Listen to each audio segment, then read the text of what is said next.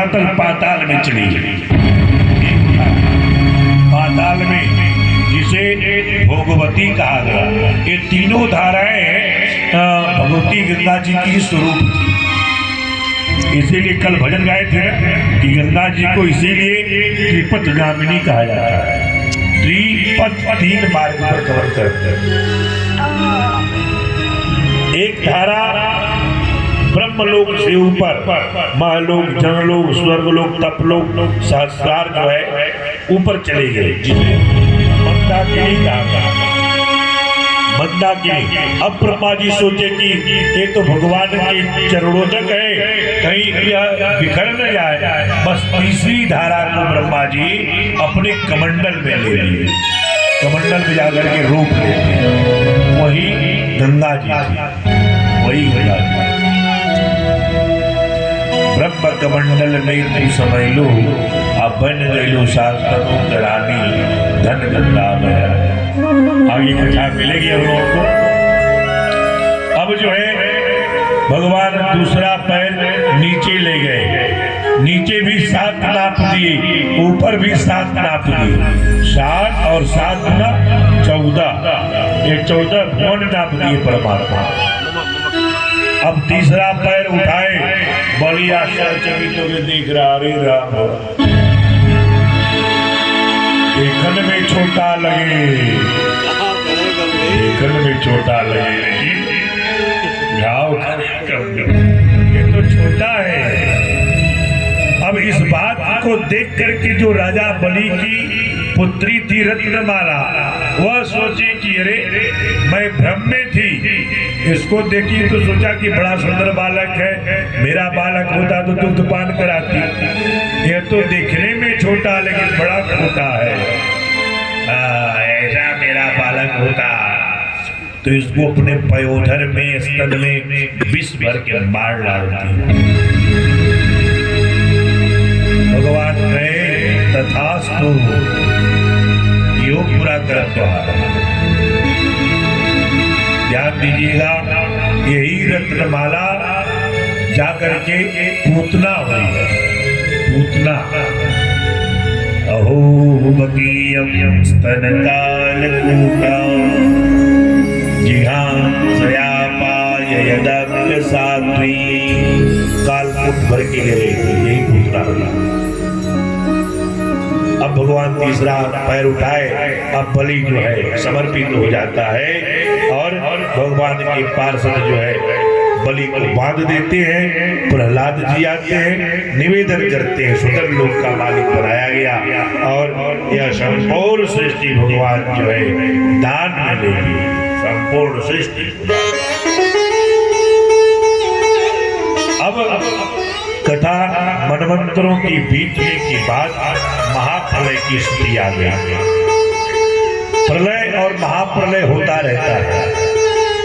प्रलय आया करता है, महाप्रलय के बाद भी पृथ्वी जलमग्न हो जाती है। इसके बाद सृष्टि का निर्माण होता है। महाप्रलय का समय आ गया। एक द्रविड़ देश के राजा थे सत्यव्रत।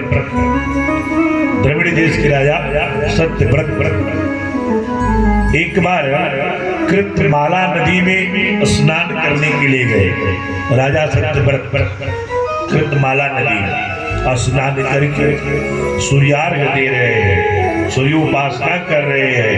तब उनके कमंडल में एक मछली आई।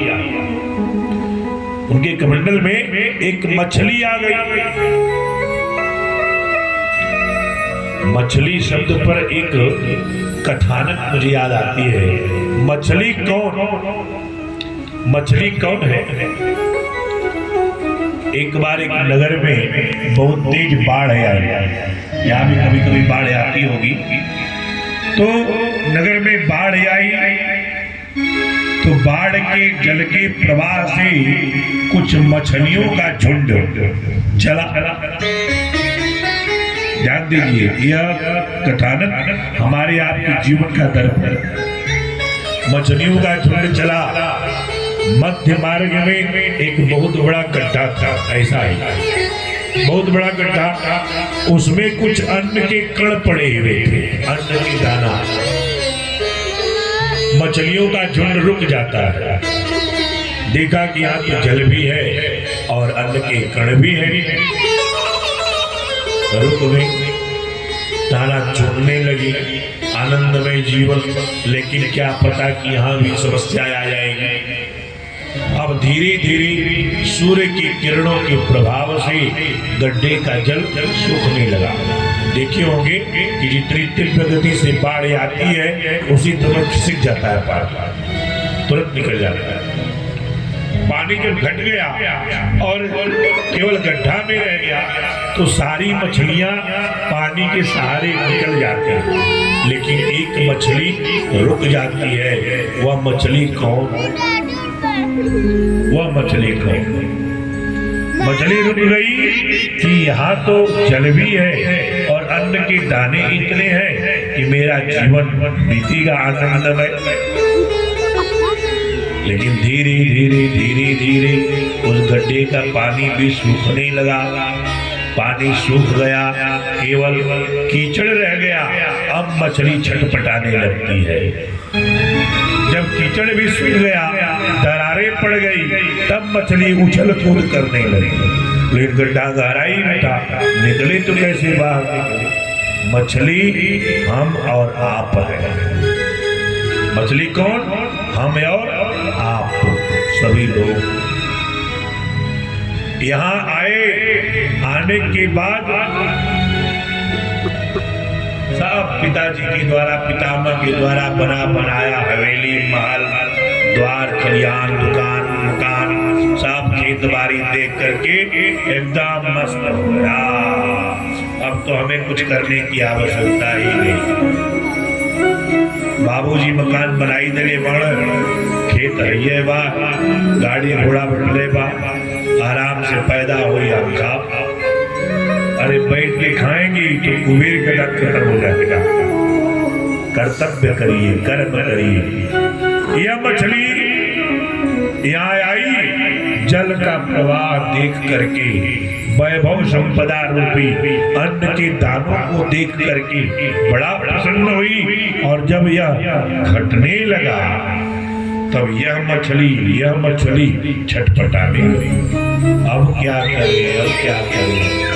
किससे मांगे? इसलिए कर्म ही प्रधान है।